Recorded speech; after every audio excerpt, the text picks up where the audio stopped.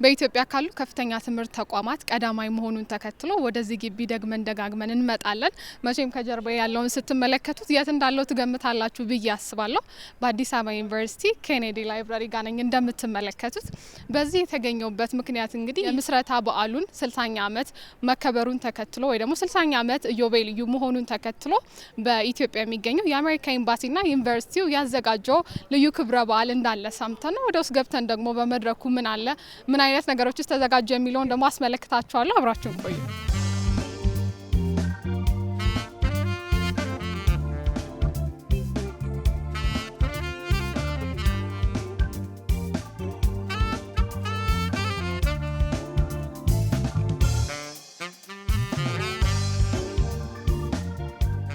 Welcome to all, and thank you for joining us here today at the John F. Kennedy Memorial Library. ለጆን ኤፍ ኬኔዲ መታሰቢያነት ወደ ተዘጋጀውና ስያሜውን በርሱ ስም ወዳደረገው ላይብራሪ እንኳን በደህና መጣችሁ። ሁላችሁም እንደምታውቁት በ1963 ቀዳማዊ ኃይለ ሥላሴ በመዲናችን ዋሽንግተን ዲሲ ይፋዊ የሥራ ጉብኝት አድርገው ነበር።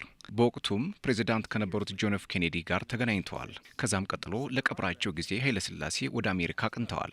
ከ3 ዓመት በኋላም በ1966 ሴናተር የነበሩትና የጆን ኤፍ ኬኔዲ ወንድም ሮበርት ኤፍ ኬኔዲ ወደ ኢትዮጵያ በመምጣት ለጆን ኤፍ ኬኔዲ መታሰቢያ የሆነውን የዚህን ላይብራሪ የመሰረት ድንጋይ ያስቀመጡ። ዛሬ ላይ በዚህ የተሰባሰብነውም የላይብራሪው ግንባታ መሰረተ ድንጋይ ከተጣለ 60ኛ ዓመት ማስቆጠሩን በጋራ ለማክበርና በከፍተኛ ትምህርት ተቋማት ያለው ትስስር 70ኛ ዓመት መሙላቱን ተከትሎ ነው። We celebrate the long partnership between our two countries in the field of higher education.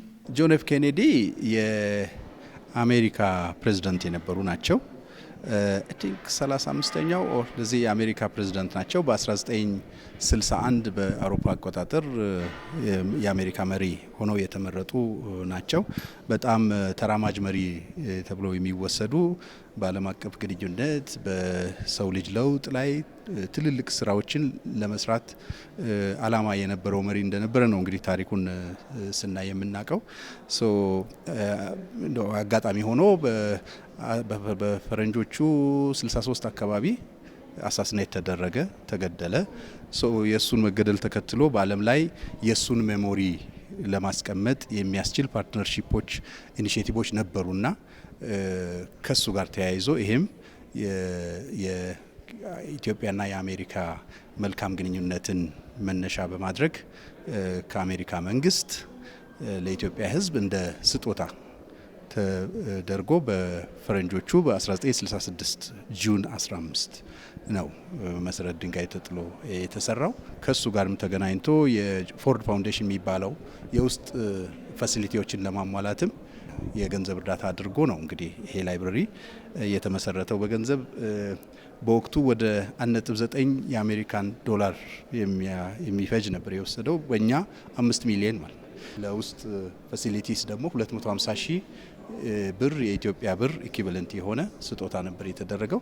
Today's event is a celebration of a long-standing relationship between ዛሬ የምናከብረው የኬኔዲ ላይብረሪ ምስረታን ብቻ አይደለም፣ በጥቅሉ የኢትዮጵያና የአሜሪካ የረጅም ዓመታት ወዳጅነትን እንጂ። ከቅርብ ጊዜ በፊት የኢትዮጵያና የአሜሪካ የ120 ዓመታት የዲፕሎማሲ ግንኙነት አክብረን ነበር። ዛሬ ደግሞ 70ኛ ዓመት የአሜሪካ የከፍተኛ ትምህርት ተቋማት ድጋፍና 60ኛ ዓመት የኬኔዲ ላይብረሪ ምስረታን ነው የምናከብረው። higher education institutions and universities in Ethiopia.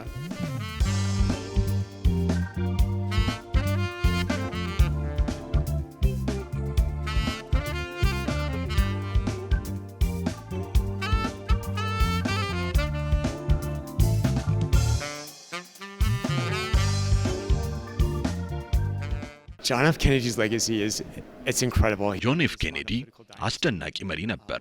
የፖለቲካ ብቻ ሳይሆን በተለያዩ መስኮች ጥሩ የሚባሉ ስራዎችን አበርክቷል። የተለያዩ ተቋማትም በእርሱ ጊዜ ተመስርተዋል። 1961 ዩኤስኤድ እንዲቋቋም ያደረገው ኬኔዲ ነው። ከቀዳማዊ ኃይለ ሥላሴ ጋር መልካም የሚባል ግንኙነትም ነበረው። በወቅቱ ዛሬ ላይ 60ኛ ዓመቱን የምናከብረው የኬኔዲ ላይብረሪ አንዱ ማሳያ ነው። This gift of the library to the Ethiopian people and Addis Ababa University.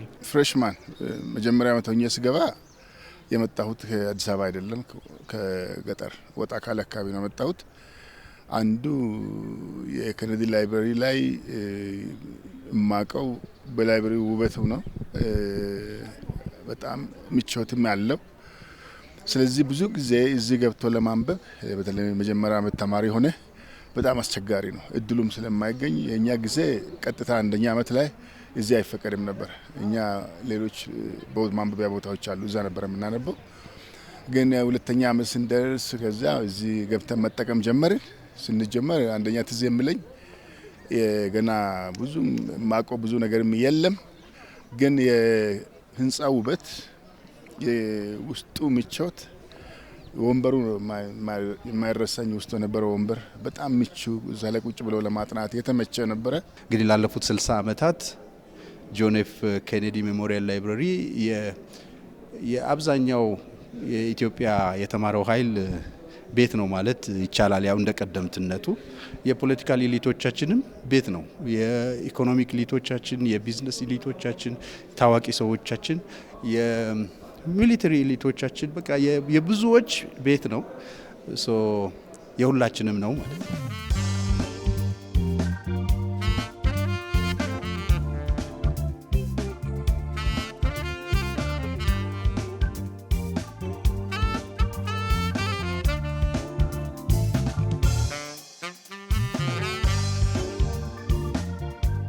In 1961, at his inaugural address, ጆን ኤፍ ኬኔዲ ከተናገራቸውና ሁሌም ከሚገርሙኝ ከሚያነቃቁኝ ንግግሮች አንዱ በ1961 ለበዓለ ሲመቱ የተናገረው ንግግር ነበር። ይኸውም ሀገሬ ምን አደረገችልኝ ሳይሆን ለሀገሬ ምን አደረግኩላት ብላችሁ ጠይቁ የሚለው ንግግሩ ነው። ይህ ንግግር ላለፉት 60 ዓመታት ለአሜሪካውያን ዲፕሎማቶች የሥራ መርህ ሆኖ ቀጥሏል። በዚህም ላለነው ዲፕሎማቶች ከኢትዮጵያ ጋር ያለንን ወዳጅነት በመልካም ለማስቀጠል መሰረት ሆኖናል።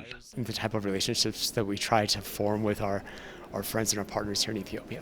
የጆን ኤፍ ኬኔዲ ሜሞሪያል ላይብረሪ አንደኛ የመጀመሪያው ዩኒቨርሲቲ እንደመሆኑ አዲስ አበባ ዩኒቨርሲቲ የመጀመሪያው ዩኒቨርሲቲ ትልቁና እድሜ ጠገቡ ላይብረሪ መሆኑ ነው አንዱ።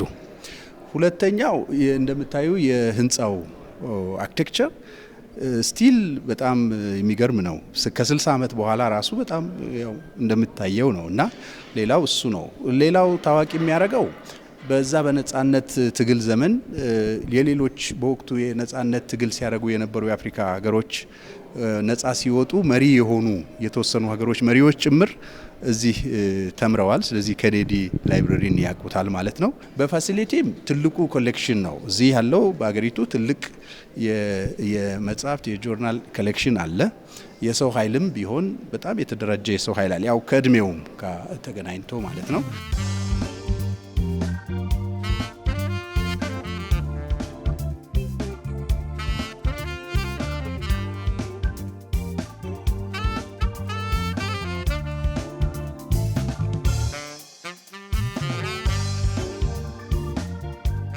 ሲጀምር እንዳልኩሽ በፎርድ ፋውንዴሽን ድጋፍ ፋሲሊቲ እና የመነሻ መጽሐፍ ተደርጎ ነበር የተጀመረው። ሲጀመር ጥቂት ተማሪ ነበረ በወቅቱ።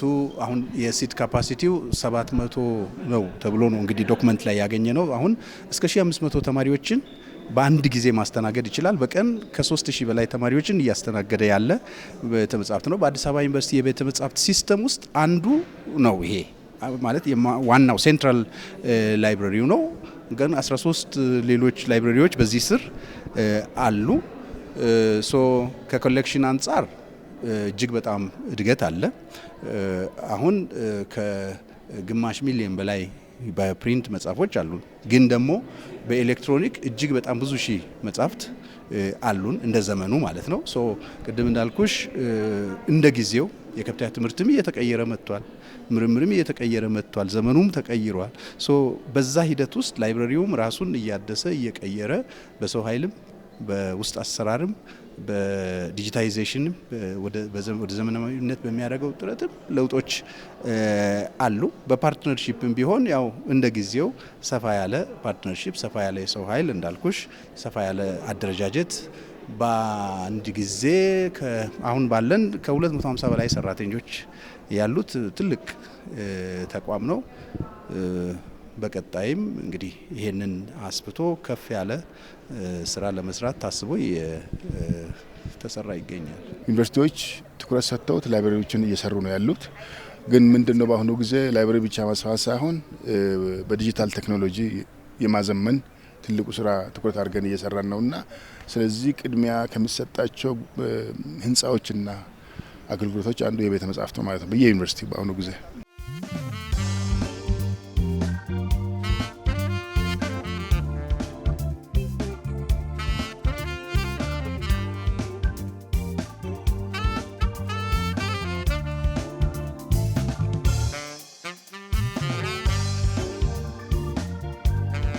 በእኛ ሀገር በስፋት ብዙ ባይለመድም ቀድሞ ምሩቃን የወጡበትን ትምህርት ተቋም አልማ ማተር ይባላል። እሱም መልሶ ማየት ይፈልጋል፣ ማገልገል ይፈልጋል፣ አስተዋጽኦ ማድረግ ይፈልጋል። ከዚያ የወጡ ትላልቅ ቦታ የደረሱ አሉ። ስለዚህ ካስተማራቸው ተቋም አገር ጋር ግንኙነት እንዲፈጥሩና አስተዋጽኦ እንዲያደርጉ ማለት ነው። ሀብት ገንዘብ ብቻ መስጠት አይደለም፣ በተለያየ የዛሬ ተማሪዎችን የማገዝ እንደገና ደግሞ ዛሬ አሁን የህንጻ እድሳት ይፈልጋል። የተወሰነ ከፊል የአሜሪካን ኤምባሲ ለመርዳት ሞክረዋል፣ ግን ስቲል ብዙ ይፈልጋል። እንዳያችሁት እዛ ላይ መሳተፍ ይቻላል። በየዩኒቨርሲቲው ላይ በትምህርቱም ለሰው ልጅ ገንዘብ እንሰጠው ያልቃል፣ ግን ገንዘብ ኃላፊ ነው።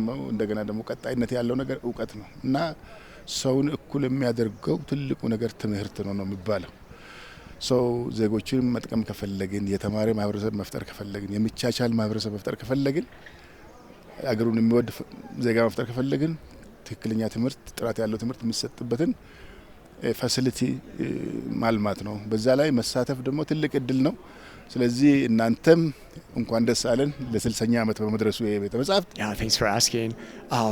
Well, you're probably aware of the university. የአሜሪካ ኤምባሲ በኢትዮጵያ የሚገኙ ከፍተኛ ትምህርት ተቋማትን በበርካታ ዘርፎች ይደግፋል። ለአብነት በአዲስ አበባ ዩኒቨርሲቲ የራስ ገዝነት ጉዞ ባለፉት 3 ዓመታት ሰፊ ድጋፍን አድርጓል።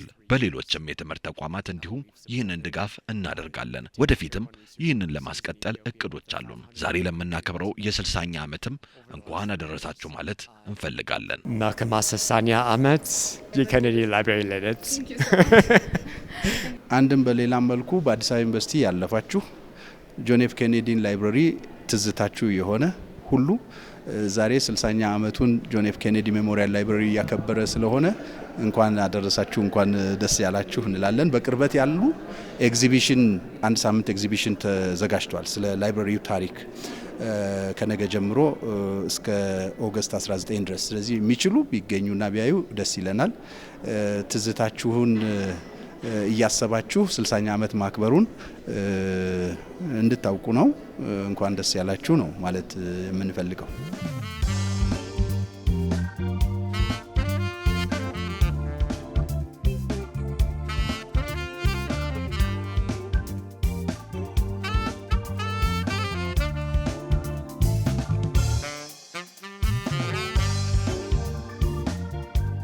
በአንጋፋ የትምህርት ተቋም አዲስ አበባ ዩኒቨርሲቲ መገኛውን ያደረገው የኬኔዲ ላይብረሪ 60ኛ ዓመት መሙላቱን ተከትሎ በዩኤስ ኤምባሲና ደግሞ በዩኒቨርሲቲ የተዘጋጀው ፕሮግራም ይህንን ይመስል ነበረ። ወይም ደግሞ የ60ኛ ዓመት ኢዮቤልዩ በዓል የተከታተላችሁትን ይመስሉ ነበረ። ቀሪ የጣቢያችን ፕሮግራሞች ወደ እናንተ መድረሳቸውን ይቀጥላሉ። መልካም ጊዜ።